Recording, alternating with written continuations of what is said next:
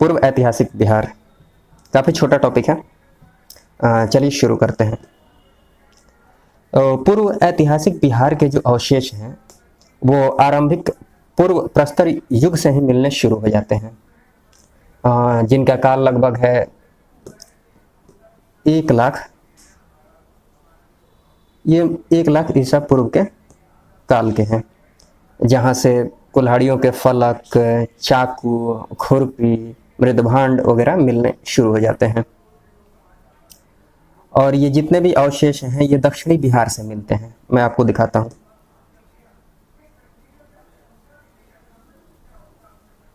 एक मिनट। ये जो बिहार है, बिहार का ये मैप है, ये यहाँ से गंगा नदी निकलती है। तो गंगा नदी के जो इधर का भाग है ये दक्षिणी बिहार है।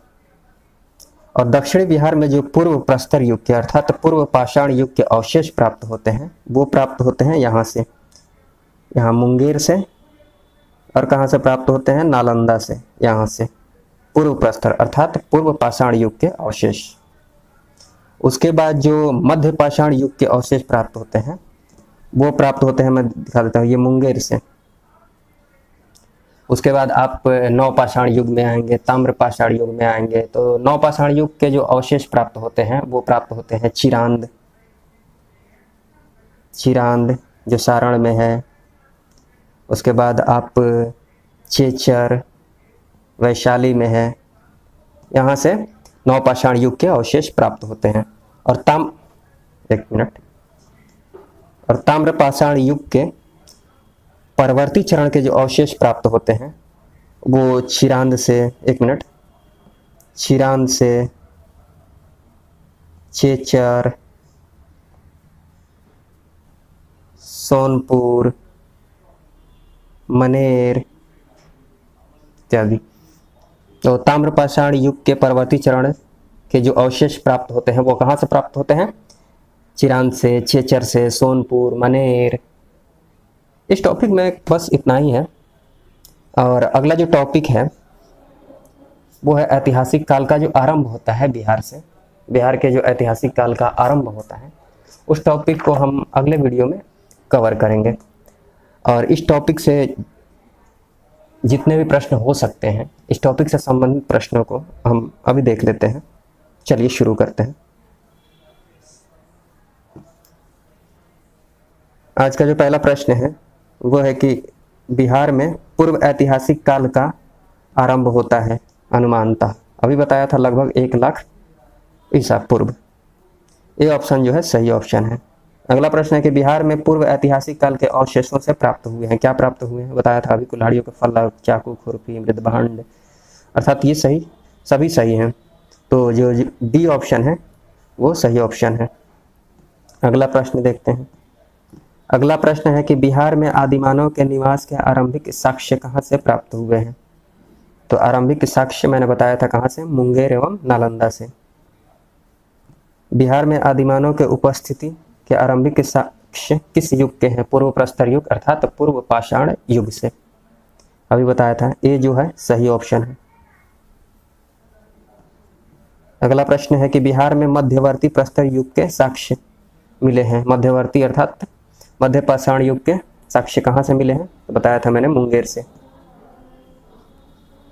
उसके बाद है कि बिहार में चिरांद, चेचर से किस युग के अवशेष प्राप्त हुए हैं? तो चिरांद और चेचर से मैंने बताया था नवपाषाण युग के। और ताम्रपाषाण युग के परवर्ती चरण के जो अवशेष प्राप्त हुए हैं वो कहाँ से? चिरांद से, चेचर से, सोनपुर, मनेर। चलिए अगला प्रश्न देखते हैं। बिहार में ताम्रपाषाण युग के परवर्ती चरण के अवशेष कहाँ से प्राप्त हुए हैं? तो ऑप्शन क्या दिया हुआ है? चिरांद, चेचर, सोनपुर, मनेर, अर्थात डी ऑप्शन जो है सही ऑप्शन, उपर्युक्त सभी। ऐतिहासिक काल का आरंभ।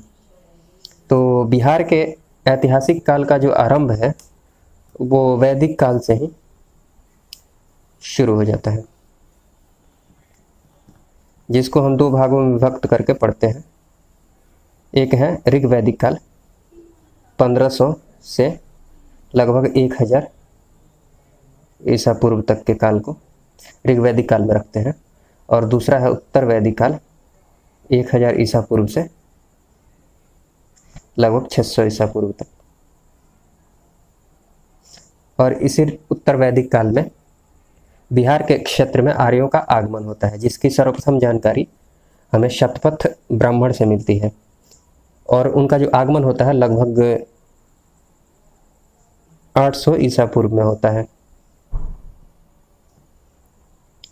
और ऋग्वेद जो है ना, ऋग्वेद में बिहार के लिए व्रात्य और कीकट शब्द का प्रयोग किया गया है। और मगध के लिए अथर्ववेद में व्रात्य शब्द का प्रयोग किया गया है, व्रात्य। चलिए, बहुत सारी जानकारियां और हैं जिनको हम प्रश्नों को हल करने के क्रम में जानने की कोशिश करते हैं। चलिए शुरू करते हैं। पहला प्रश्न है कि बिहार सहित पूर्वी भारत में आर्यों का आगमन हुआ था अनुमानतः। कब हुआ था? तो उत्तर वैदिक काल में, लगभग 800 ईसा पूर्व में, ये बताया था मैंने आपको। चलिए, अगला प्रश्न है कि बिहार सहित पूर्वी भारत में आर्यों के विस्तार में सहायक था। तो आर्य उस वक्त लोहे का उपयोग करना जानते थे, तो उनके विस्तार में जो सबसे ज़्यादा सहायक साबित हुआ वो लोहा हुआ। तो बी ऑप्शन जो है सही ऑप्शन है, लोहे का उपयोग। और तीसरा प्रश्न है कि श्रुति तथा किंवदंती के अनुसार महाभारत युद्ध के समय बिहार में मुख्य राज्य कौन कौन थे? तो उस वक्त जो मुख्य राज्य थे वो थे अंग, लिच्छवी, विदेह, मगध, ये सब। चलिए देखते हैं।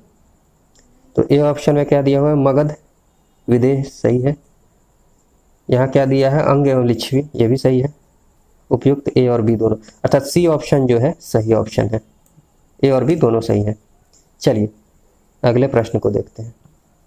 अगला प्रश्न है कि वेद के किस ग्रंथ में बिहार के विदेह राज्य में आर्यों के आगमन तथा निवास का साक्ष्य विवरण मिलता है?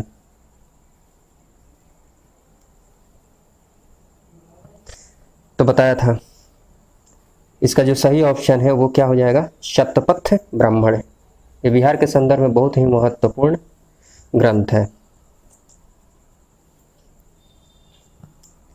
चलिए अगला प्रश्न क्या है कि बिहार का कौन सा प्राचीन राज्य आरंभ में बहुत दिनों तक आर्यावर्त के बाहर था तथा अनार्य जाति के लिए लोगों के आवास स्थल रहा था? मतलब जहां आर्य नहीं रहते थे काफी दिनों तक, ये था सी ऑप्शन जो है मगध, जिसको अथर्ववेद में व्रात्य शब्द के प्रयोग से निरूपित किया गया है। अगला प्रश्न है कि बिहार में उपनिषद काल में ब्राह्मण धर्म तथा ज्ञान का महान केंद्र था। तो उस वक्त जो सबसे महत्वपूर्ण राज्य था वो था विदेह। मगध से कंफ्यूज नहीं होना है, क्योंकि मगध का उत्कर्ष तो बिंबिसार के समय से शुरू हुआ है। चलिए अगले प्रश्न को देखते हैं। अथर्ववेद में व्रात्य शब्द का प्रयोग किस राज्य के लोगों के लिए किया गया है? तो बताया था मैंने मगध के लिए। अगला प्रश्न कि बिहार का कौन सा राज्य उत्तर वैदिक काल का एक महत्वपूर्ण राज्य था? बताया था अभी मैंने, विदेह। मगध से कंफ्यूज नहीं होना है, मगध अंग वगैरह से, क्योंकि इनका जो उत्कर्ष शुरू हुआ था वो बिंबिसार के समय से शुरू हुआ था। चलिए अगले प्रश्न को देखते हैं कि बिहार के भौगोलिक क्षेत्र की चर्चा सर्वप्रथम किस साहित्यिक रचना से मिलती है? तो बताया था मैंने, ये डी ऑप्शन जो है सही ऑप्शन है, शतपथ ब्राह्मण। महाजनपद से संबंधित प्रश्नों की चर्चा करेंगे। तो चलिए शुरू करते हैं। आज का जो पहला प्रश्न है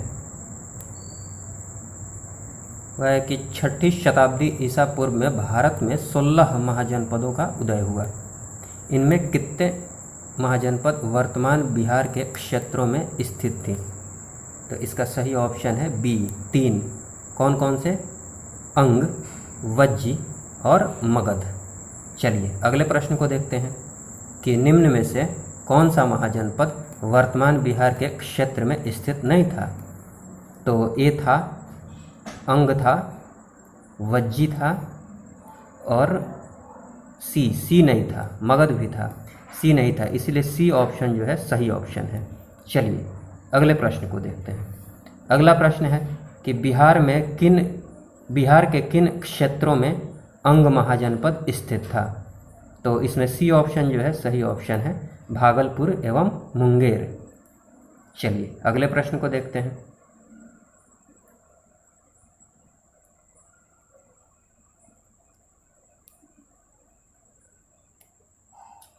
अगला प्रश्न है कि अंग महाजनपद की राजधानी थी। अंग महाजनपद की राजधानी क्या थी? तो चंपा। चलिए अगले प्रश्न को देखते हैं कि बिहार के पटना तथा गया का जिला किस महाजनपद में सम्मिलित था? तो पटना और गया वाला जो क्षेत्र था उसको हम किससे जानते थे? मगध से। चलिए अगले प्रश्न को देखते हैं। अगला प्रश्न है कि मगध महाजनपद की राजधानी थी। मगध महाजनपद की राजधानी क्या थी? राजगीर या गिरिब्रज। ये ऑप्शन सही ऑप्शन है। चलिए अगले प्रश्न को देखते हैं।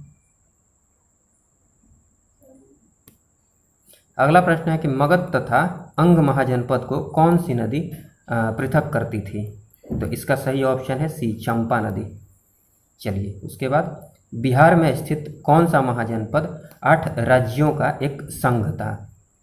तो इसका सही ऑप्शन है बी, वज्जी। नेक्स्ट, वज्जी संघ में कौन सा राज्य सम्मिलित नहीं था? तो वज्जी संघ में लिच्छवी था, व्यात्रक भी था, विदेह भी था, चेदी नहीं था। तो डी ऑप्शन जो है सही ऑप्शन है। चलिए नेक्स्ट प्रश्न, वज्जी संघ की राजधानी थी, तो इसकी राजधानी क्या थी? वैशाली। नेक्स्ट, कि बिहार के भागों में स्थित कौन सा महाजनपद में गणतंत्र था? तो किसमें था? वज्जी में। बी ऑप्शन जो है सही ऑप्शन है। चलिए नेक्स्ट, ईसा पूर्व 6ठी सदी में विश्व की प्रथम गणतंत्रात्मक व्यवस्था कहाँ थी? तो वज्जी की राजधानी है वैशाली में, वैशाली। चलिए नेक्स्ट प्रश्न, मगध की प्रथम राजधानी कौन सी थी? तो इसका सही ऑप्शन हो जाएगा राजगृह अर्थात गिरिव्रज, जिसको बाद में उदयन ने पाटलिपुत्र अपनी राजधानी बनाई थी, पाटलिपुत्र में। चलिए नेक्स्ट प्रश्न, प्राचीन भारत के 16 महाजनपदों में एक था, कौन सा था? इसमें चंपा तो ये अंग की राजधानी हो जाएगी, नालंदा है, बी ऑप्शन, सी है वैशाली, अंग अभी बताया था, अंग, मगध और वज्जी, ये 3 महाजनपद बिहार में थे। तो डी ऑप्शन जो है सही ऑप्शन है। नेक्स्ट है कि महाजनपद युग में पावापुरी किसकी राजधानी थी? तो इसका सही ऑप्शन है ए, मल्ल गणराज्य की। जैन धर्म से संबंधित महत्वपूर्ण प्रश्नों की चर्चा करेंगे, तो चलिए शुरू करते हैं। आज का जो पहला प्रश्न है कि जैन धर्म के वास्तविक संस्थापक और 24वें एवं अंतिम तीर्थंकर महावीर का जन्म कहाँ हुआ था? तो सही ऑप्शन है सी, कुंडाग्राम में। चलिए नेक्स्ट प्रश्न, महावीर के जन्म स्थल कुंडाग्राम बिहार के किस जिले में है? तो इसका सही ऑप्शन है वैशाली, बी ऑप्शन सही ऑप्शन है। चलिए अगले प्रश्न को देखते हैं। अगला प्रश्न है कि महावीर स्वामी के पिता सिद्धार्थ का संबंध था, किससे था? तो वज्जी संघ से, जिसकी राजधानी क्या है? वैशाली। चलिए अगले प्रश्न को देखते हैं। अगला प्रश्न है कि महावीर स्वामी की माता त्रिशला राजकुमारी थी, कहाँ की राजकुमारी थी? तो इसका सही ऑप्शन है ए, लिच्छवी। चलिए नेक्स्ट प्रश्न, महावीर स्वामी ने अपना अंतिम उपदेश दिया था, कहाँ दिया था? तो पावापुरी में, और यहीं पे उनको निर्वाण की प्राप्ति हुई थी, मृत्यु हुई थी। चलिए नेक्स्ट, महावीर की मृत्यु हुई थी कहाँ? पावापुरी में, अभी बताया था मैंने। चलिए अगले प्रश्न को देखते हैं। अगला प्रश्न है कि प्रथम जैन संगति का आयोजन हुआ था, कहाँ हुआ था? तो इसका सही ऑप्शन है ए पाटलिपुत्र, चंद्रगुप्त मौर्य के काल में, जिसकी अध्यक्षता की थी स्थूल भद्र ने। स्थूल भद्र ने। चलिए अगले प्रश्न को देखते हैं।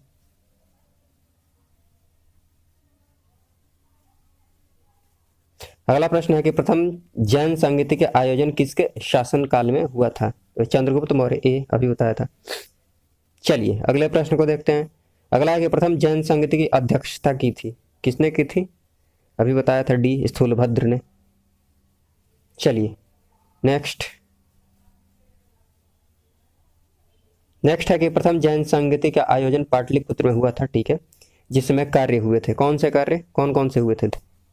तो इसका सही ऑप्शन है कि जैन धर्म के महत्वपूर्ण 12 अंगों का प्रणयन किया गया एवं जैन धर्म को 2 भागों श्वेतांबर एवं दिगंबर में विभाजन कर दिया गया था। तो इसका सही ऑप्शन जो है बी ऑप्शन सही ऑप्शन है। चलिए अगले प्रश्न को देखते हैं।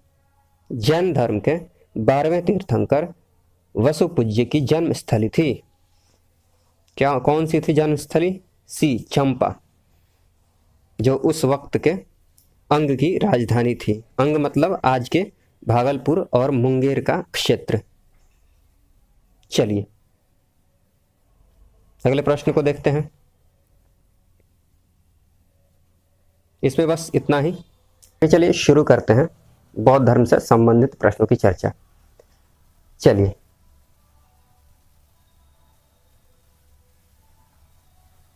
आज का जो पहला प्रश्न है वह है कि बौद्ध धर्म के संस्थापक गौतम बुद्ध ने गृह त्याग के उपरांत सबसे पहले कहाँ गए थे? तो इसका सही ऑप्शन है अलार कलाम के आश्रम, जो वैशाली के समीप है। तो कौन सा ऑप्शन सही हो जाएगा?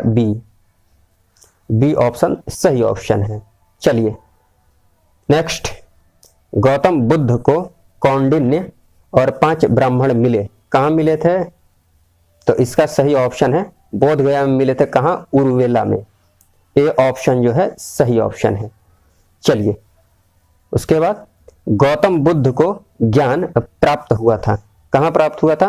बोध गया में, पीपल के वृक्ष के नीचे, जिसे हम बोधि वृक्ष के नाम से जानते हैं। चलिए अगले प्रश्न को देखते हैं। अगला प्रश्न है कि गौतम बुद्ध को किस नदी के किनारे ज्ञान की प्राप्ति हुई? तो इसका सही ऑप्शन है निरंजना नदी किनारे।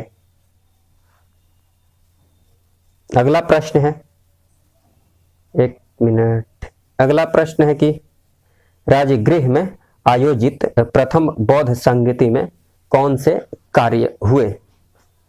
तो जितनी बौद्ध संगतियां हुई हैं, मैं एक बार आपको बोल देता हूं। 4 बौद्ध संगतियां हुई हैं, उनके बारे में अगर आप चाहें तो नोट कर सकते हैं। चलिए मैं बोलता हूं, आप चाहें तो नोट कर लीजिए। देखिए पहली बौद्ध संगति जो हुई थी वो हुई थी 483 ईसा पूर्व में, ठीक। और कहां पे हुई थी? तो ये हुई थी राजगृह में, पहली बौद्ध संगीति, ठीक है। और इसकी अध्यक्षता की थी महाकश्यप ने।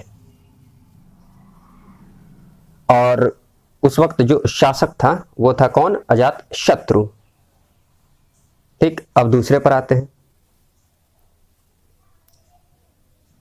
दूसरी बौद्ध संगति हुई थी 383 ईसा पूर्व में। कहां हुई थी? वैशाली में। अध्यक्षता किसने की थी? सुबुकामी ने।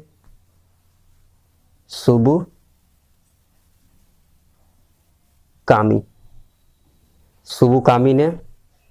और शासक कौन था उस वक्त? काला शोक। चलिए तीसरी बौद्ध संगीति के बारे में लिख लीजिए। तीसरी हुई थी लगभग 247 ईसा पूर्व में। कहां हुई थी? पाटलिपुत्र में।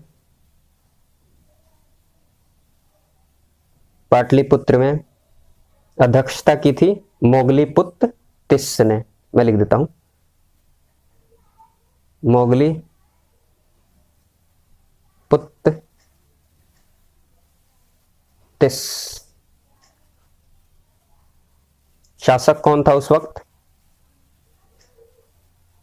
अशोक। चलिए, फोर्थ बौद्ध संगति, चौथी, लगभग ये हुई थी 102 ईसा पूर्व में। कहां पर हुई थी? तो कश्मीर में एक जगह है कुंडलवन, कुंडलवन में हुई थी। कहां है? कश्मीर में। और अध्यक्षता किसने की थी? तो मैं लिख देता हूं, वसुमित्र ने। शासक कौन था? कनिष्क। कनिष्क, आप इसको ध्यान में रख सकते हैं। चलिए, प्रश्न क्या था हमारा कि राजगृह में आयोजित बौद्ध संगीति में कौन से कार्य हुए? हाँ, तो इसमें कार्य जो हुआ था वो हुआ था कि सुत्त, बुद्ध की शिक्षाओं का जो संकलन है उसको सुत्त और विनय पिटक में किया गया था। तो इसका जो ऑप्शन है बी ऑप्शन वो सही ऑप्शन है। और दूसरी जो बौद्ध संगीति है उसमें क्या हुआ था कि स्थाविर और महासांघिक जो उनके दो भाग थे बौद्ध धर्म के, उनको अलग अलग कर दिया गया था, दो भागों में बांट दिया गया था। और दूसरी बौद्ध संगीति में क्या हुआ था कि बौद्ध धर्म को दो भागों में बांट दिया गया था। कौन कौन से भाग? एक स्थाविर, लिख देता हूं मैं, एक स्थाविर और दूसरा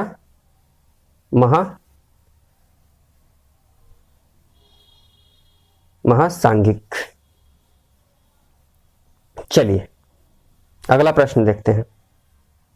अगला प्रश्न है कि द्वितीय बौद्ध संगीति का आयोजन वैशाली में हुआ। ठीक है, ये बता चुका हूं। इसमें किए गए कार्य क्या थे? वही जो बताया था मैंने अभी, बौद्ध धर्म को दो भागों स्थाविर और महासांघिक के रूप में विभाजित कर दिया गया था। ये ऑप्शन जो है सही ऑप्शन है।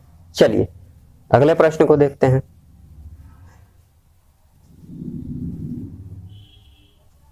अगला प्रश्न है कि तृतीय बौद्ध संगीति का आयोजन पाटलिपुत्र में हुआ। इसमें क्या कार्य किए गए थे? यह बौद्ध धर्म को दो भागों हीनयान और महायान संप्रदाय में विभाजन किया गया था। ये चौथी बौद्ध संगीति में किया गया था। तो आप इसको ध्यान में रख सकते हैं। ये तो बता चुका हूं कि बुद्ध की शिक्षाओं का संकलन सुत्त और विनय पिटक प्रथम बौद्ध संगीति में, और बौद्ध को दो भागों स्थाविर और महासांघिक के रूप में विभाजन किया गया था। कौन सी में? दूसरी बौद्ध संगीति में। हाँ, चौथी में ये तीसरी में ये हुआ था। डी ऑप्शन जो है ये सही ऑप्शन है। कुछ कठोर नियम बनाए गए था, अभिधम्म पिटक का संकलन किया गया। चौथी जो है ये सही ऑप्शन है। डी ऑप्शन जो है सही ऑप्शन है। चलिए, अगले प्रश्न को देखते हैं। अगला प्रश्न है कि निम्नांकित में से किस नगर से महात्मा बुद्ध का घनिष्ठ संबंध रहा? तो उनका संबंध बोध गया से भी रहा था, राजगीर से भी, वैशाली से भी। इसका मतलब सभी ऑप्शन सही है। इसका मतलब डी ऑप्शन जो है सही ऑप्शन है, उपयुक्त सभी। चलिए, अगले प्रश्न को देखते हैं। अगला प्रश्न है कि महात्मा बुद्ध ने पाटलिपुत्र के विनाश के कारणों की भविष्यवाणी की थी, उनमें सम्मिलित थी। हाँ, तो बाढ़ का भी बताया था उन्होंने, अग्नि का बोला था, आंतरिक कलह भी बताया था। इसका मतलब सब सही है। इसका मतलब ये हुआ डी ऑप्शन जो है सही ऑप्शन है, उपयुक्त सभी। चलिए, अगले प्रश्न को देखते हैं। अगला प्रश्न है कि बोध गया में महाबोधि मंदिर बनाया गया, जहां कहां बनाया गया है? ये बनाया गया कहां? जहां गौतम बुद्ध को ज्ञान की प्राप्ति हुई थी। बी ऑप्शन जो है सही ऑप्शन है। चलिए, अगले प्रश्न को देखते हैं। प्रसिद्ध बौद्ध सारिपुत्र का जन्म हुआ था। कहां हुआ था प्रसिद्ध बौद्ध सारिपुत्र का? तो सही ऑप्शन है इसका नालंदा में। नालंदा में बौद्ध सारिपुत्र का जन्म हुआ था। चलिए, इसमें बस इतना ही। मगध साम्राज्य का उत्थान। तो चलिए शुरू करते हैं।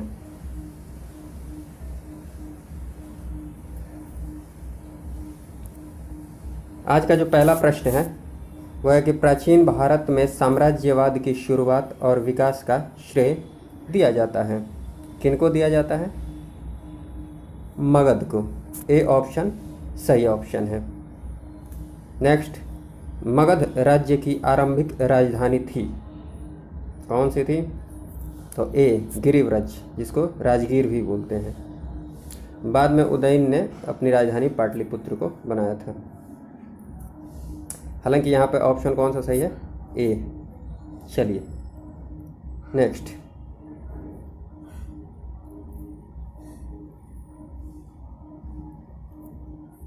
है कि महाभारत तथा पुराणों के अनुसार मगध का सर्वप्रथम राजवंश था, कौन सा था?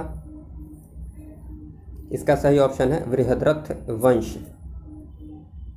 नेक्स्ट, मगध जनपद का संस्थापक था, कौन सा होगा इसका ऑप्शन? जनपद, यहाँ पर ध्यान दीजिएगा शब्द पर, जनपद। इसका था बृहद्रथ तथा जरासंध। ए। नेक्स्ट, मगध साम्राज्य का वास्तविक संस्थापक था, मगध साम्राज्य का वास्तविक संस्थापक कौन था? तो बिंबिसार। ये कौन से वंश का था? हर्यक वंश। नेक्स्ट,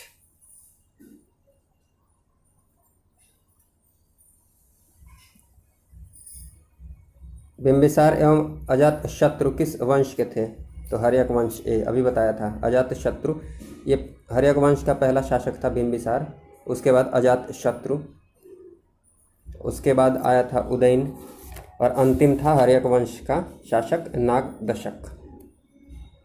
चलिए नेक्स्ट, मगध साम्राज्य का उत्कर्ष प्रारंभ हुआ कब? तो बिंबिसार के समय से। डी ऑप्शन जो है सही ऑप्शन है। नेक्स्ट,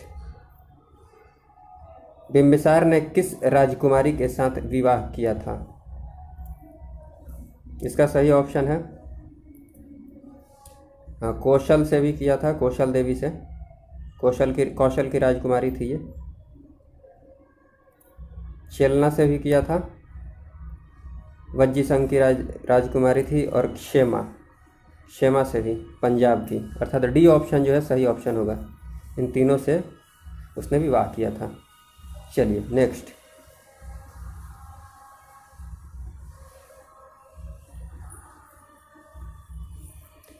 है कि बिंबिसार ने ब्रह्मदत्त को पराजित कर कौन सा राज्य जीता? इसका सही ऑप्शन है ए अंग को जीता था। नेक्स्ट, हर्यक वंश का दूसरा शासक कौन था?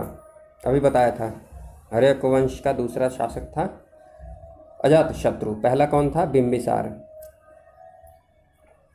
नेक्स्ट, राजगीर में दुर्ग तथा स्तूप की स्थापना मगध के किस शासक ने की थी? इसका सही ऑप्शन है बी अजातशत्रु। नेक्स्ट, है कि वज्जीसंघ के लिच्छवियों को पराजित करने वाला मगध का शासक था, कौन था? अजातशत्रु। इसका भी होगा बी। नेक्स्ट, अजातशत्रु के साथ प्रेम संबंध के लिए चर्चित नर्तकी आम्रपाली कहाँ की थी?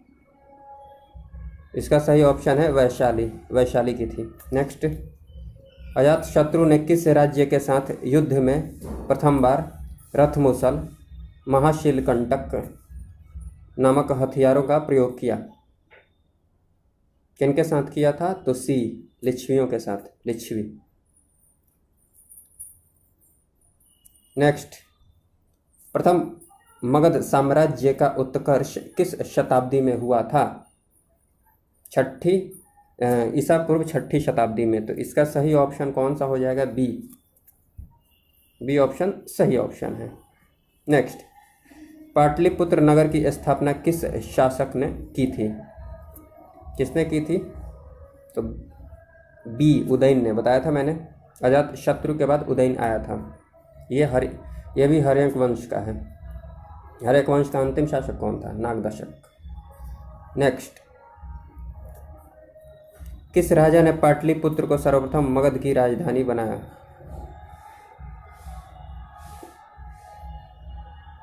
उदयन ने, अभी बताया था। काफ़ी इम्पोर्टेंट क्वेश्चन है ये। नेक्स्ट, हर्यक वंश का अंतिम शासक कौन था? नागदशक। हर्यक वंश के उपरांत मगध पर किस वंश की सत्ता स्थापित हुई? तो शिशुनाग वंश की, जिसका संस्थापक कौन था? शिशुनाग। ये ऑप्शन सही ऑप्शन।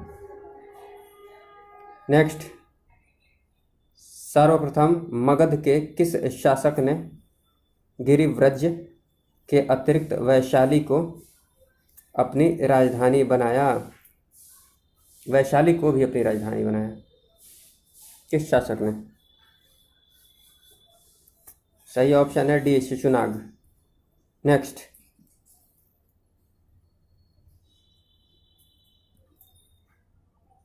किस शासक ने पाटलिपुत्र को पुनः राजधानी बनाया और तब से मगध साम्राज्य की राजधानी पाटलिपुत्र ही रही? इसका सही ऑप्शन है सी, कालाशोक। शिशुनाग वंश का था ये कालाशोक।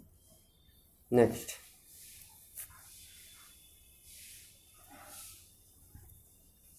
नेक्स्ट है कि द्वितीय बौद्ध संगति का आयोजन किसके शासनकाल में हुआ था? अगर बौद्ध संगति वाला आपने अगर वीडियो देखा होगा मेरा, तो उसमें चारों बौद्ध संगतियों के बारे में मैंने बताया था काफ़ी डिटेल्स में, आप वो देख सकते हैं। नेक्स्ट, हाँ, इसका उत्तर क्या हो जाएगा? डी, कालाशोक के काल में, जो कि कहाँ हुई थी ये बौद्ध संगति? वैशाली में हुई थी। और इसका जो अध्यक्षता जिसने की थी वो कौन था? तो बताया था मैंने आपको, सुबु कामी।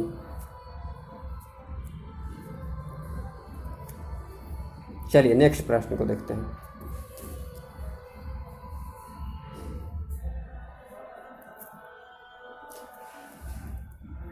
द्वितीय बौद्ध संगति का आयोजन कहाँ हुआ था?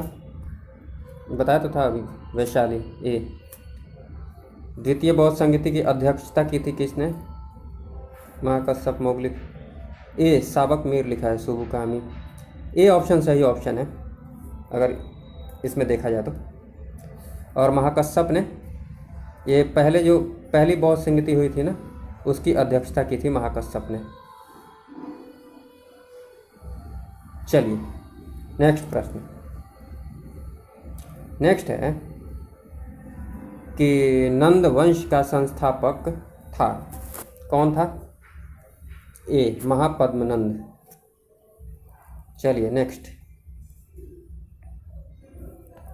नेक्स्ट है कि मगध के किस शासक को काली का अंश, परशुराम अवतार, क्षत्रियों का नाशक, सर्व क्षत्रांतक, एक क्षत्र और एकराट कहा गया है? इसी को, महापद्मनंद को, बी।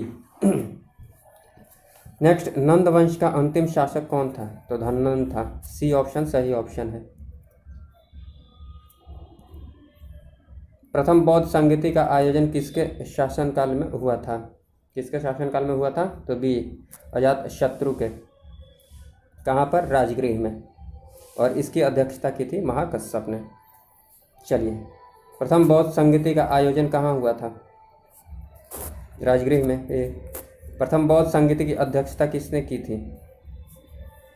ए, महाकश्यप ने, बताया था अभी। नेक्स्ट,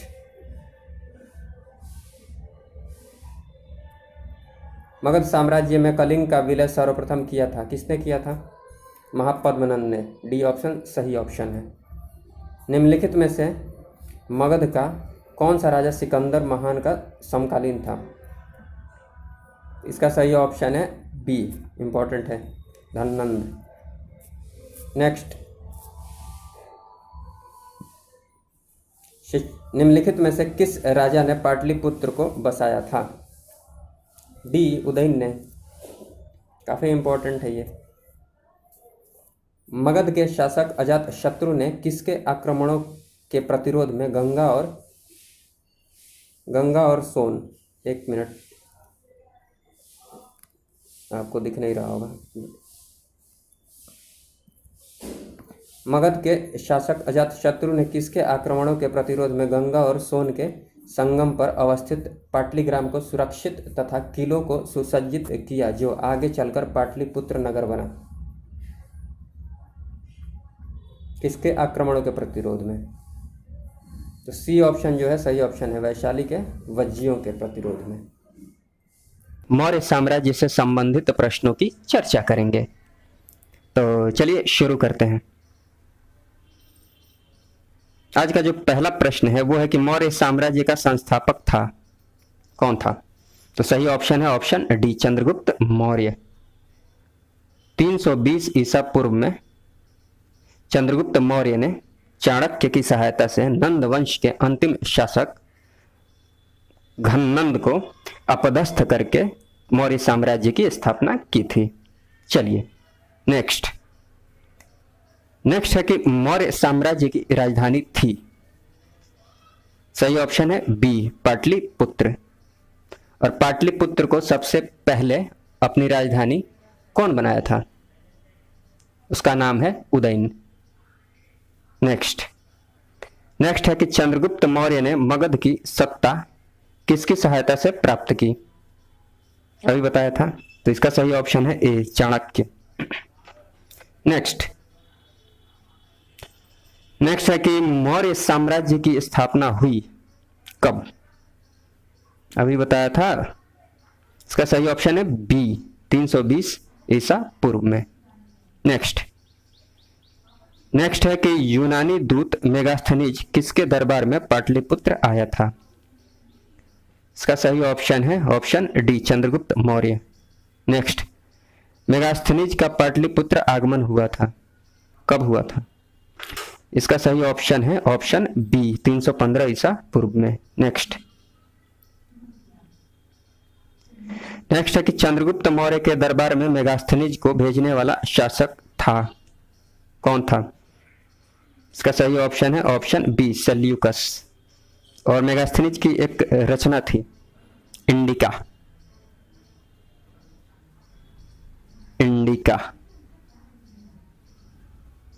चलिए नेक्स्ट कि किस शासक के शासनकाल के समय मगध पर 12 वर्षों का भीषण अकाल पड़ा था?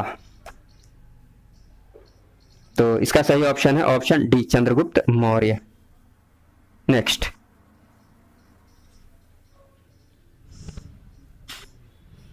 है कि चंद्रगुप्त मौर्य का प्रधानमंत्री था कौन था?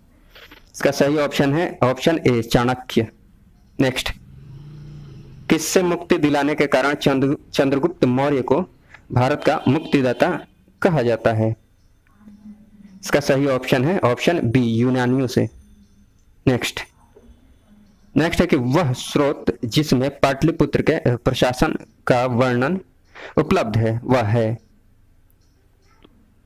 इसका सही ऑप्शन है ऑप्शन सी, इंडिका। किसकी रचना है? मेगास्थनीज की। चलिए नेक्स्ट, नंद वंश के पश्चात मगध पर किस राजवंश ने शासन किया? इसका सही ऑप्शन है ऑप्शन ए, मौर्य वंश। नेक्स्ट है कि मेगास्थनीज की पुस्तक का नाम क्या है? अभी बताया था, इसका सही ऑप्शन है ऑप्शन डी, इंडिका। नेक्स्ट, अर्थशास्त्र के लेखक हैं कौन? इसका सही ऑप्शन है ऑप्शन बी, चाणक्य का दूसरा नाम है कौटिल्य और चाणक्य का एक और नाम है विष्णुगुप्त। चलिए नेक्स्ट है कि पाटलिपुत्र की शासन व्यवस्था का विस्तृत वर्णन किस विदेशी यात्री के वृतांत में मिलता है? इसका सही ऑप्शन है option C, Megasthenes. Next, Chandragupta Maurya के उपरांत मौर्य साम्राज्य का शासक बना कौन? इसका सही ऑप्शन है ऑप्शन डी, बिंदुसार। बिंदुसार और बिंबिसार में कंफ्यूज नहीं होना है। बिंबिसार हर्यक वंश का था और बिंदुसार मौर्य वंश का। नेक्स्ट है कि किस मौर्य शासक के दरबार में आजीवक भविष्यवक्ता पिंगल वत्स रहता था? बताइए। तो इसका सही ऑप्शन है ऑप्शन बी बिंदुसार। नेक्स्ट है कि अशोक द्वारा अपने पड़ोसियों के साथ मैत्रीपूर्ण संबंधों का उल्लेख मिलता है किसमें? इसका सही ऑप्शन है ऑप्शन सी शिलालेख 13 में। नेक्स्ट, एक मिनट वेट। हाँ, तृतीय बौद्ध संगीति का आयोजन किसके शासन काल में हुआ था? तो इसका सही ऑप्शन है ऑप्शन डी पाटलिपुत्र में हुआ था, लगभग 250 ईसा पूर्व में।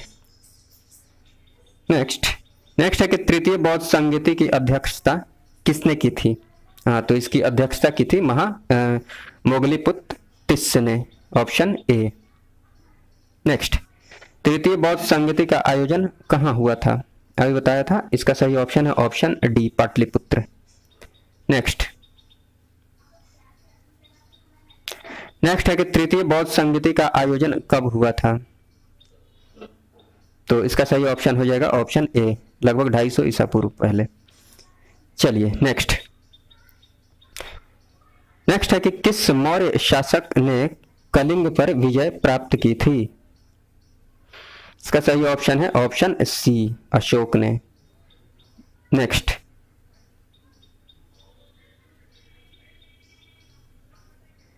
नेक्स्ट है कि नेक्स्ट है कि किस युद्ध में हुए भारी तबाही तथा जान माल की हानि को देखकर अशोक का हृदय परिवर्तन हुआ और उसने युद्ध नीति त्याग कर धम्म नीति की घोषणा की थी? सही ऑप्शन है ए कलिंग। नेक्स्ट, अशोक का धम्म था,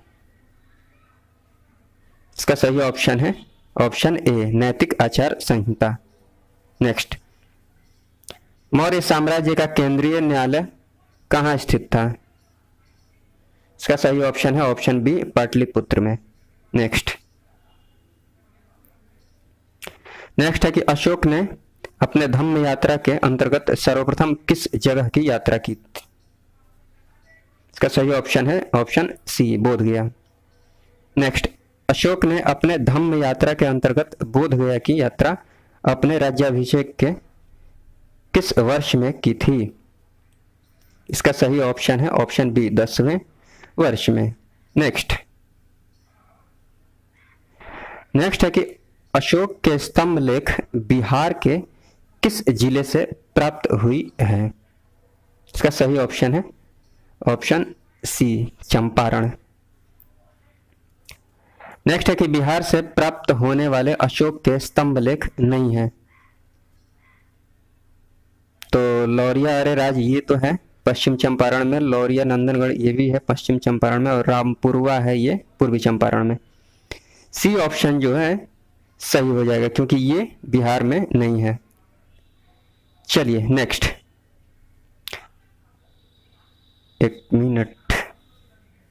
नेक्स्ट है कि अशोक के समय मौर्य साम्राज्य में 5 प्रांत का उल्लेख मिलता है। प्राची या प्राची प्रांत जिसको पूर्वी प्रदेश से जानते थे की राजधानी थी। इसका सही ऑप्शन है ऑप्शन डी पाटलिपुत्र। नेक्स्ट है कि पाटलिपुत्र में स्थित चंद्रगुप्त का महल मुख्यतः बना था। सही ऑप्शन है ऑप्शन सी लकड़ी का। नेक्स्ट कि चंद्रगुप्त मौर्य का राजप्रसाद स्थित था। इसका सही ऑप्शन है ऑप्शन ए कुम्हरार पटना में। नेक्स्ट, किस विद्वान ने चंद्रगुप्त मौर्य के राजप्रसाद के बारे में कहा है कि इसकी शान शौकत का मुकाबला न तो सूसा और न एक बेतना कर सकते हैं? इसका सही ऑप्शन है ऑप्शन सी एरियन। नेक्स्ट है कि चंद्रगुप्त मौर्य के राजप्रसाद के बारे में किसने कहा है कि यह प्रसाद मानव कृति नहीं वरन देवों द्वारा निर्मित है? इसका सही ऑप्शन है ऑप्शन बी फाहियान ने। नेक्स्ट है कि किस शासक ने गया के निकट बराबर की पहाड़ियों में आजीविकों के लिए गुफाओं का निर्माण करवाया था?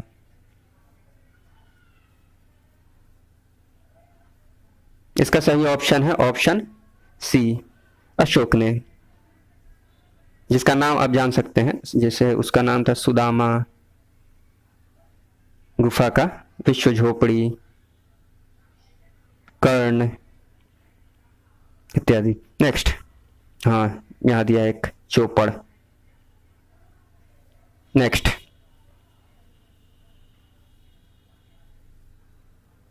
नेक्स्ट है कि गया के समीप नागार्जुनी की पहाड़ियों में प्रसिद्ध गोपी गुफा का निर्माण करवाया था। ये किसने करवाया था? तो ये करवाया था दशरथ ने। नेक्स्ट,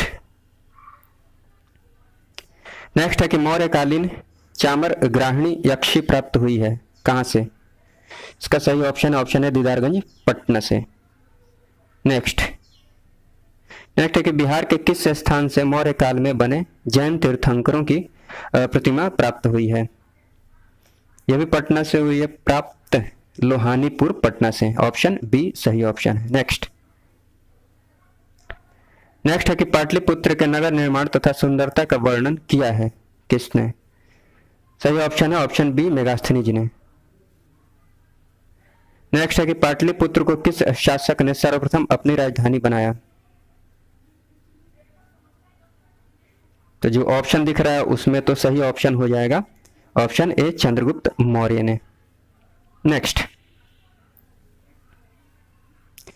नेक्स्ट है कि अशोक के शासनकाल में बौद्ध सभा किस नगर में आयोजित की गई थी? ये बताया था अभी आपको, ये हो जाएगा ऑप्शन बी, पाटलिपुत्र।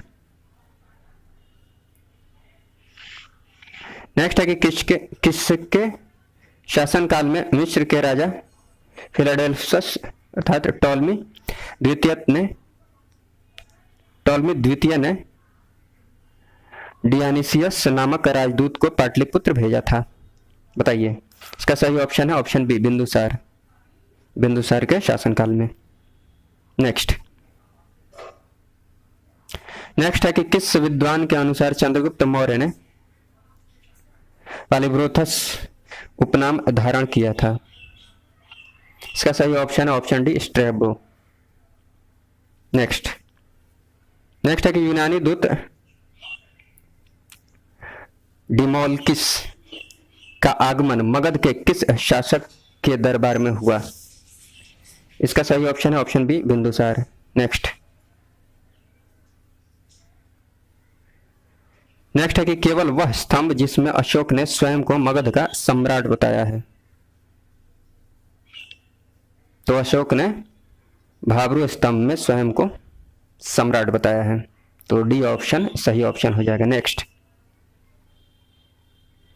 नेक्स्ट है कि बराबर की गुफाओं का उपयोग किसने आश्रय गृह के रूप में किया? इसका सही ऑप्शन है ऑप्शन ए, आजीविकों ने। नेक्स्ट, नेक्स्ट है कि अशोक की राजधानी कहां थी? Option A, Pataliputra. Next, Maurya काल में पाटलिपुत्र का प्रशासन 30 नागरिकों की सभा संचालित करती थी जो 5-5 सदस्यों की 6 समितियों में संगठित थी। यह कथन किसका है? ऑप्शन सी, मेगास्थनीज का। नेक्स्ट, नेक्स्ट है कि मौर्य प्रशासन के संबंध में कौन सा कथन सही है?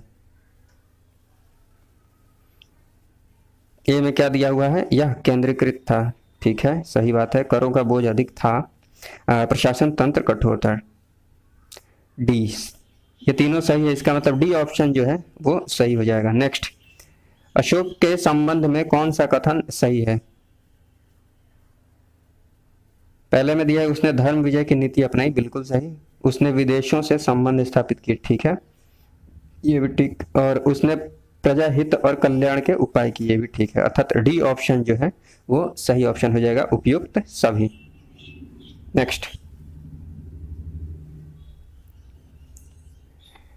देवनाम प्रिय के नाम से किस शासक ने अपने आप को संबोधित किया? इसका सही ऑप्शन है ऑप्शन बी, अशोक। नेक्स्ट, धम्म महामात के कार्य क्या थे? धम्म महामात के कार्य क्या थे, बताइए। धम्म नीति या क्रियान्वयन, हाँ ये कार्य थे। लोगों के बीच दान वितरण ये भी कार्य था उनका। जन कल्याण के उपाय ये भी उनका कार्य था। अर्थात डी ऑप्शन जो है वो सही ऑप्शन हो जाएगा, उपयुक्त सभी। नेक्स्ट है कि मौर्यकालीन प्रशासन में राजुक कौन थे? चलिए बताइए, इसका जवाब आप मुझे कमेंट बॉक्स में बताएंगे। चलिए नेक्स्ट देखते हैं।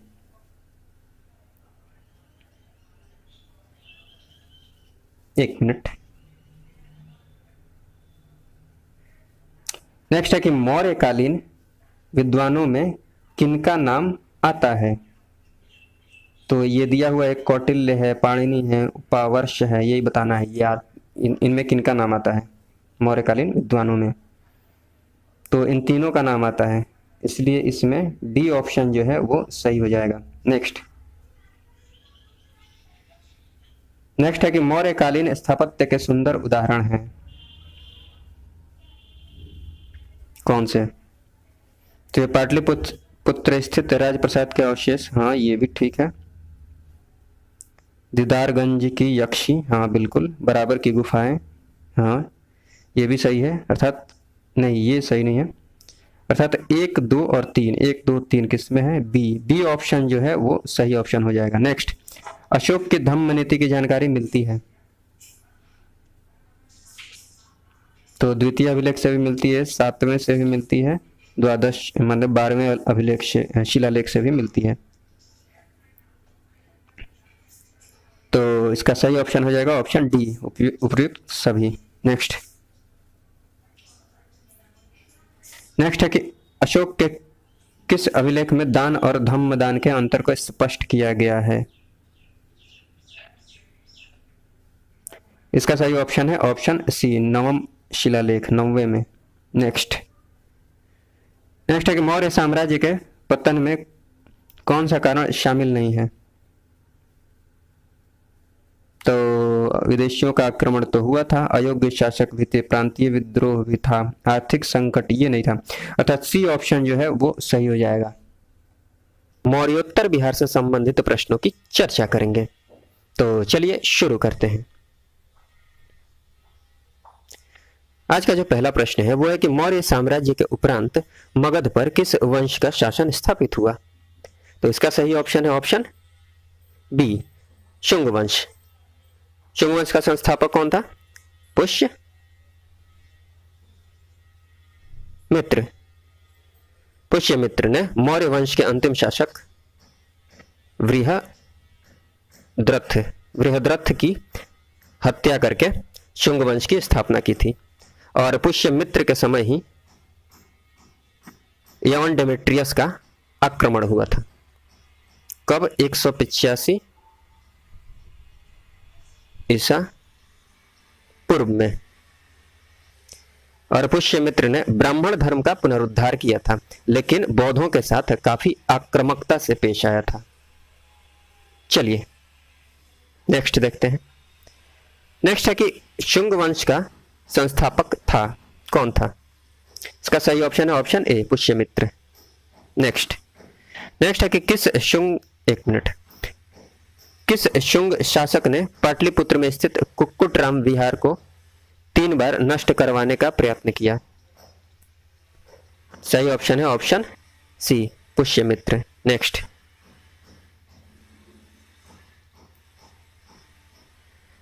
पाटलिपुत्र पर यवन डेमेट्रियस का आक्रमण किस वंश के शासन के समय हुआ? बताया था आपको, शुंग वंश, ऑप्शन डी। नेक्स्ट है कि पाटलिपुत्र पर डेमेट्रियस का आक्रमण हुआ था कब? 185 ईसा पूर्व में, ए। नेक्स्ट, मगध में प्रथम ब्राह्मण राज्य स्थापित किया था किसने? ब्राह्मणों का पुनरुद्धार किया था किसने? सही ऑप्शन है ऑप्शन सी, पुष्यमित्र।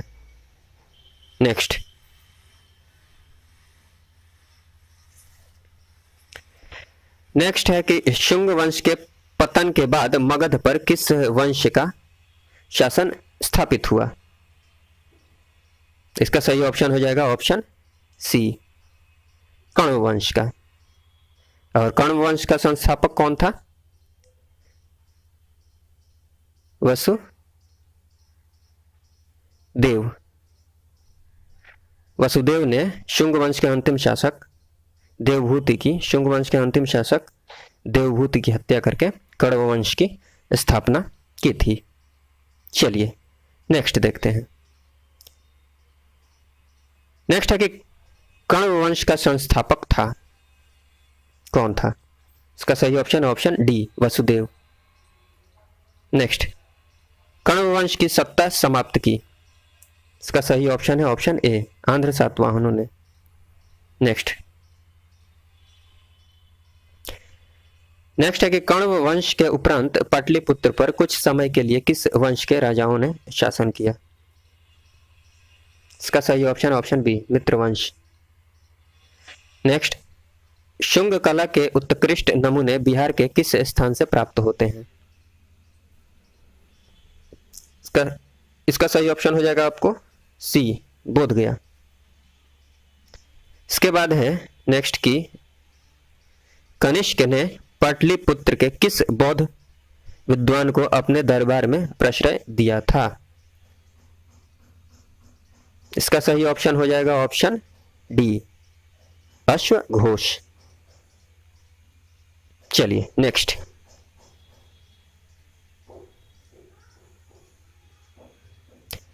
है कि मगध पर शासन करने वाले राजवंश का सही क्रम है।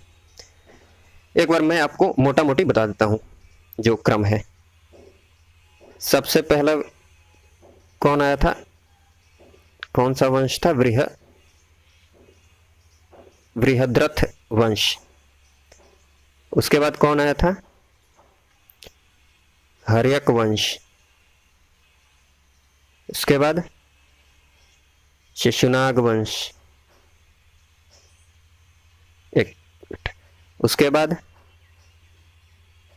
नंद वंश, फिर मौर्य वंश,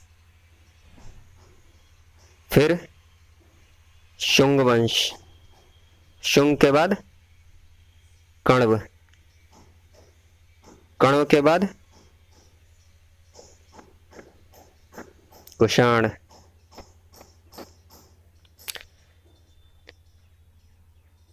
चलिए इसके बाद गुप्त वंश वगैरह आए थे। चलिए नेक्स्ट प्रश्न देखते थे। नेक्स्ट है कि मगध पर शासन करने वाले राजवंश का सही क्रम है। हाँ, तो यही प्रश्न था हमारा, क्या होगा इसका सही ऑप्शन? तो शिशुनाग नहीं, ये नहीं होगा। अगर ऑप्शन से देखा जाए तो सबसे पहले हर्यक, फिर शिशुनाग, फिर नंद, मौर्य, शुंग, कण्व। सी ऑप्शन सही ऑप्शन हो जाएगा। चलिए नेक्स्ट, शुंग वंश की राजधानी थी, तो इसका सही ऑप्शन है डी, पाटलिपुत्र। कण्व वंश की राजधानी same, Pataliputra, D, B. Next है कि कलिंग शासक खारवेल ने मगध पर आक्रमण किया था, कब? सही ऑप्शन है ए, पहली शताब्दी ईसा पूर्व के अंत में। नेक्स्ट है कि कलिंग नरेश खारवेल ने कहां से कीमती उपहार प्राप्त किया था? इसका सही ऑप्शन है ऑप्शन ए, अंग एवं मगध से। नेक्स्ट है कि कुषाण साम्राज्य के पतन के उपरांत संभवतः मगध पर शासन रहा किनका? सही ऑप्शन है ऑप्शन बी, लिच्छवियों का। नेक्स्ट, गार्गी संहिता में पाटलिपुत्र पर यवनों के आक्रमण का उल्लेख है। यह आक्रमण किसके शासनकाल में हुआ? हमने देखा था शुरू में, तो ये शुंग वंश के शासनकाल में। तो सही ऑप्शन कौन सा हो जाएगा? डी, पुष्यमित्र शुंग। नेक्स्ट, सुप्रसिद्ध बौद्ध विद्वान अश्वघोष को प्रश्रय देने वाला शासक था। सही ऑप्शन हो जाएगा ऑप्शन बी, कनिष्क। गुप्तकालीन बिहार और गुप्तोत्तर बिहार से संबंधित प्रश्नों की चर्चा करेंगे। तो चलिए शुरू करते हैं। सबसे पहले गुप्तकालीन बिहार से संबंधित प्रश्नों की चर्चा करते हैं। चलिए, आज का जो पहला प्रश्न है वो है कि चंद्रगुप्त प्रथम का राज्याभिषेक हुआ था, कहाँ हुआ था? तो इसका सही ऑप्शन है ऑप्शन डी, पाटलिपुत्र में। कब हुआ था? 320 ईस्वी में, और इसी वक्त से गुप्त संवत का प्रचलन शुरू होता है। चलिए नेक्स्ट है कि एक मिनट, नेक्स्ट है कि चंद्रगुप्त के पाटलिपुत्र में राज्याभिषेक और गुप्त वंश की स्थापना का वर्ष था। सही ऑप्शन क्या हो जाएगा? ऑप्शन बी 320 ईस्वी। नेक्स्ट है कि किस शासक ने वैशाली के लिच्छवी राजकुमारी कुमार देवी से विवाह किया था? इसका सही ऑप्शन है ऑप्शन सी चंद्रगुप्त प्रथम। नेक्स्ट चंद्रगुप्त प्रथम, एक मिनट, चंद्रगुप्त प्रथम ने 320 ईस्वी में महाराजाधिराज की उपाधि धारण की थी। कहाँ? इसका सही ऑप्शन है ऑप्शन ए पाटलिपुत्र में। नेक्स्ट किस शासक ने स्वयं को लिच्छवी दौहित्र कहा? बताइए। इसका सही ऑप्शन है ऑप्शन बी समुद्रगुप्त, और समुद्रगुप्त को भारत का नेपोलियन कहा जाता है। चलिए नेक्स्ट, बिहार में गुप्त शक्ति के संगठन का श्रेय दिया जाता है। इसका सही ऑप्शन है ऑप्शन बी चंद्रगुप्त द्वितीय। नेक्स्ट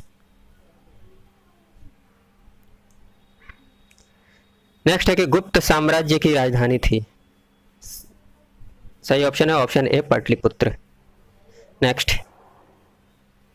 एक मिनट, नेक्स्ट है कि किस शासक से श्रीलंका के राजा मेघवर्मन ने गया में एक बौद्ध मठ स्थापित करने की अनुमति मांगी थी? बताइए।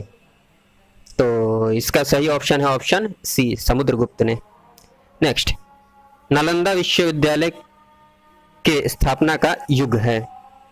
नालंदा विश्वविद्यालय की स्थापना कब हुई थी?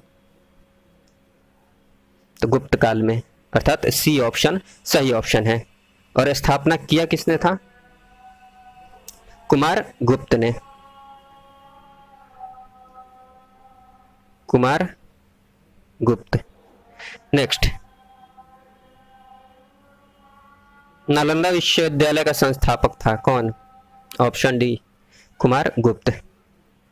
नेक्स्ट,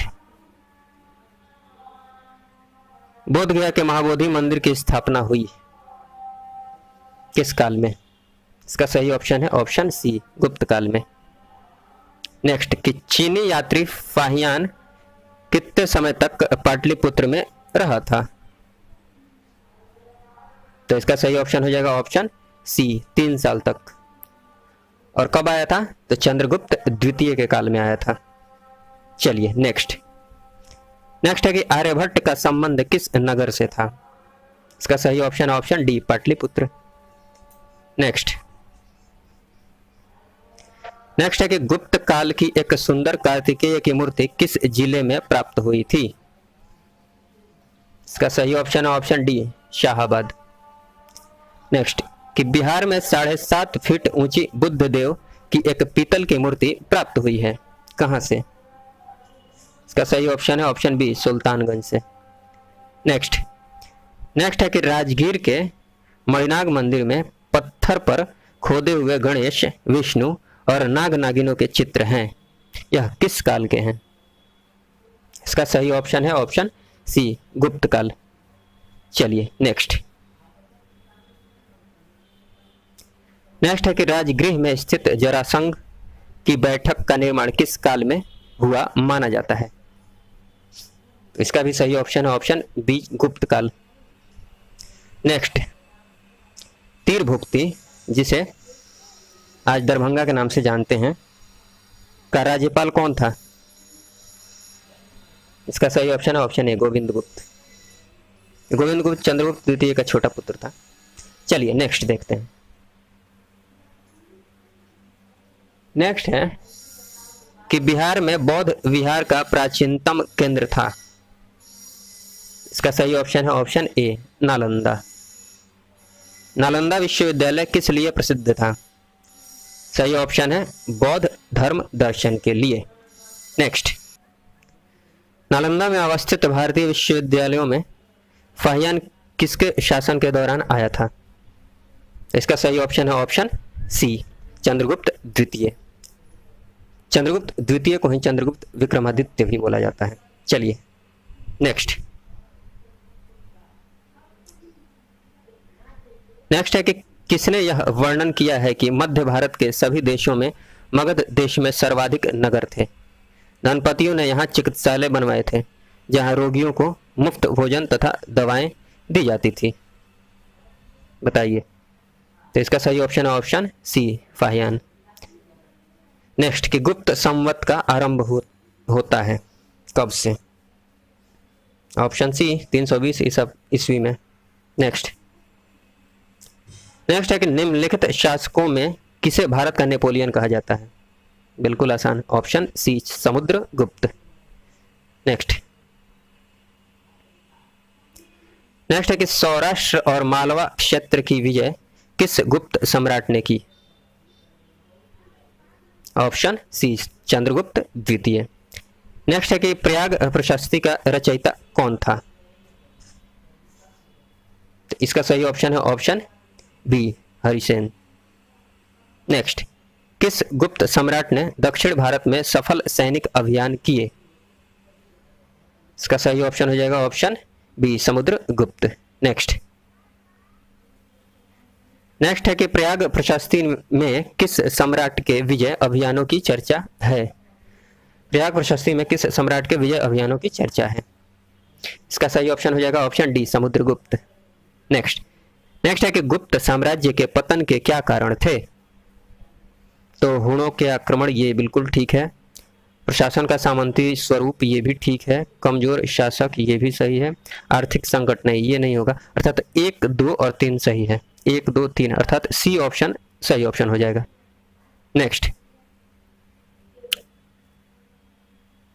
नेक्स्ट है कि मगध पर मिहिर कुल का आक्रमण किस शासक के समय हुआ? तो इसका सही ऑप्शन है ऑप्शन डी नरसिंह गुप्त। नेक्स्ट गुप्त काल ज्ञान विज्ञान के विकास का स्वर्णिम युग था। इनमें योगदान करने वाले विद्वान थे कौन कौन? वराह मिहिर थे, बिल्कुल। आर्यभट्ट भी थे, ब्रह्मगुप्त भी थे, पाणिनि नहीं, ये मौर्य काल से संबंधित है। अर्थात 1, 2, 3 सही है। सी ऑप्शन सही ऑप्शन हो जाएगा। चलिए दोस्तों, अब गुप्तोत्तर बिहार से संबंधित कुछ प्रश्नों को देख लेते हैं। चलिए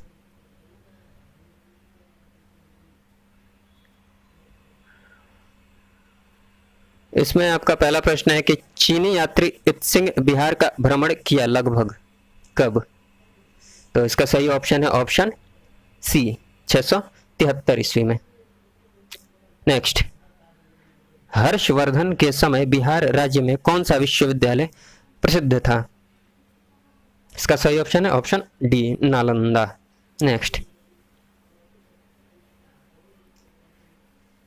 नेक्स्ट है कि चीनी यात्री वेनसांग ने किस विश्वविद्यालय में अध्ययन किया था? तो इसका सही ऑप्शन हो जाएगा ऑप्शन डी नालंदा में। नेक्स्ट है कि वेनसांग ने पाटलिपुत्र की यात्रा किस वर्ष में की? तो इसने यात्रा की थी 635 ईस्वी में आया था और 640 ईस्वी तक इसने अध्ययन किया था वहां नालंदा विश्वविद्यालय में। तो सही ऑप्शन क्या हो जाएगा? 635 यहां पर है ए। चलिए नेक्स्ट, एक मिनट। नेक्स्ट है कि बोध गया के महाबोधि वृक्ष को क्षति पहुंचाने वाला शासक था कौन था? तो इसका सही ऑप्शन हो जाएगा ऑप्शन सी शशांक। पालकालीन बिहार और मिथिला के कर्नाट शासक से संबंधित प्रश्नों की चर्चा करेंगे। तो चलिए शुरू करते हैं। सबसे पहले पालकालीन बिहार से संबंधित प्रश्नों की चर्चा करते हैं। चलिए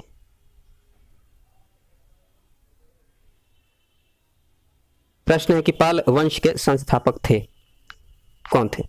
सही ऑप्शन है ऑप्शन बी गोपाल। और गोपाल ने ही ओदंतपुरी बौद्ध विहार की स्थापना करवाई थी। चलिए नेक्स्ट है कि विक्रमशिला विश्वविद्यालय का संस्थापक था कौन था? सही ऑप्शन है ऑप्शन ए धर्मपाल।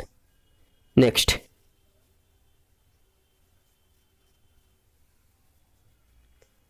नेक्स्ट है कि विक्रमशिला विश्वविद्यालय की स्थापना किस वंश के शासक ने किया था? सिंपल, ऑप्शन सी, पाल वंश। नेक्स्ट, आधुनिक बिहार के किस जिले में विक्रमशिला विश्वविद्यालय स्थित था? तो इसका सही ऑप्शन है ऑप्शन डी, भागलपुर में। नेक्स्ट, नेक्स्ट है कि नालंदा महाविहार को आर्थिक अनुदान देने वाला शासक था, कौन था? तो इसका सही ऑप्शन हो जाएगा ऑप्शन ए, हर्ष ने दिया था, धर्मपाल ने भी और देवपाल ने भी। चलिए नेक्स्ट,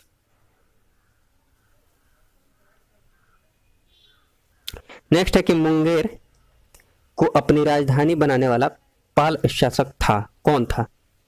तो इसका सही ऑप्शन हो जाएगा option B, Devapala. Next, next है कि पाल शासकों द्वारा बौद्ध धर्म के किस संप्रदाय को विशेष प्रोत्साहन दिया गया? इसका सही ऑप्शन हो जाएगा ऑप्शन ए, महायान। नेक्स्ट है, किस शासक के काल में शैलेंद्र वंश के शासक ने नालंदा में एक बौद्ध मठ का स्थापना करवाया था? इसका सही ऑप्शन क्या हो जाएगा? ऑप्शन सी, देवपाल ने। नेक्स्ट, नेक्स्ट है कि नालंदा विश्वविद्यालय के खर्च के लिए किसने 200 गांवों को दान में दे दिया? इसका सही ऑप्शन हो जाएगा ऑप्शन ए, धर्मपाल। नेक्स्ट है कि किस शासक ने ओदंतपुरी, जो कि बिहार शरीफ में है, बौद्ध विहार की स्थापना करवाई थी? अभी बताया था, सही ऑप्शन क्या हो जाएगा? ए, गोपाल। उसके बाद क्या हो जाएगा आपको कि क्या प्रश्न है कि किस काल में कांसे की मूर्तियों की निर्माण की एक उन्नत शैली का विकास बिहार में हुआ था? बताइए। तो इसका सही ऑप्शन हो जाएगा ऑप्शन डी, पाल युग। नेक्स्ट है कि बिहार में पाल युग में कांस्य से निर्मित मूर्ति की एक उन्नत शैली का विकास हुआ। कांस्य मूर्तियों के निर्माण की इस शैली में निर्णायक देन थी, किसकी थी? तो इसमें देन थी धीमन की और विठपाल की। धीमन का पुत्र था विठपाल। नेक्स्ट,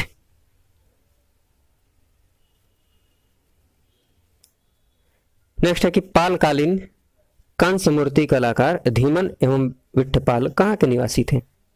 तो इसका सही ऑप्शन हो जाएगा option C, Nalanda. Next, next है कि पालकालीन कांस्य प्रतिमाएं सांचे में ढली हैं, इसका साक्ष्य मिलता है कहां से? सही ऑप्शन हो जाएगा ऑप्शन ए, नालंदा एवं कुकरीहार। नेक्स्ट, नेक्स्ट है कि पालकालीन मूर्ति कलाकार धीमन एवं विठपाल समकालीन थे, किसके? सही ऑप्शन हो जाएगा ऑप्शन डी, धर्मपाल एवं देवपाल के। नेक्स्ट, नेक्स्ट है कि चित्रित पांडुलिपि अष्ट सहस्रिक, प्रज्ञा परमित और पंच रक्ष किस युग के हैं? इसका सही ऑप्शन है ऑप्शन सी, पाल युग। नेक्स्ट, नेक्स्ट है कि पालकालीन चित्रकला का भित्ति चित्र रूप कहां से प्राप्त हुआ है? इसका सही ऑप्शन है ऑप्शन डी, नालंदा से। नेक्स्ट कि पाल शासक अपना आदेश प्रसारित करते थे कहां से? इसका सही ऑप्शन हो जाएगा ऑप्शन ए, पाटलिपुत्र से। नेक्स्ट, नेक्स्ट है कि पाल काल में श्रीनगर भुक्ति कहा जाता था, किसको? इसका सही ऑप्शन हो जाएगा ऑप्शन डी, मगध को। नेक्स्ट, देवपाल की अनुमति से सुमात्रा के राजा बलदेव पुत्र ने कहां विदेशी विद्यार्थियों के लिए छात्रावास का निर्माण करवाया था? इसका सही ऑप्शन हो जाएगा ऑप्शन बी, नालंदा में। चलिए दोस्तों, अब मिथिला के कर्नाट शासक से संबंधित कुछ प्रश्नों को देख लेते हैं। प्रश्न क्या है? प्रश्न है कि मिथिला या तिरहुत के कर्नाट राज्य का संस्थापक था? तो इसका सही ऑप्शन हो जाएगा ऑप्शन बी, नन्यदेव। और अंतिम शासक कौन था? अंतिम शासक था हरि सिंह, हरि सिंह देव। चलिए नेक्स्ट, नेक्स्ट है कि मिथिला के कर्नाट शासकों की राजधानी थी? इसका सही ऑप्शन है ऑप्शन डी, सिमरवागढ़। नेक्स्ट, नेक्स्ट है कि कर्नाट वंश का अंतिम शासक था, कौन था? तो इसका सही ऑप्शन हो जाएगा ऑप्शन बी, हरि सिंह। चलिए नेक्स्ट है कि बख्तियार खिलजी के आक्रमण के समय कर्नाट राज्य पर किसका शासन था? तो इसका सही ऑप्शन हो जाएगा option A, Narasimha Deva. Next है कि कर्नाटक शासकों में कौन एक महान समाज सुधारक था? तो इसका सही ऑप्शन है ऑप्शन बी, हरिसिंह देव।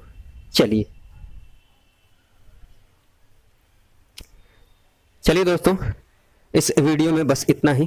वीडियो देखने के लिए बहुत बहुत धन्यवाद। जय हिंद, जय भारत।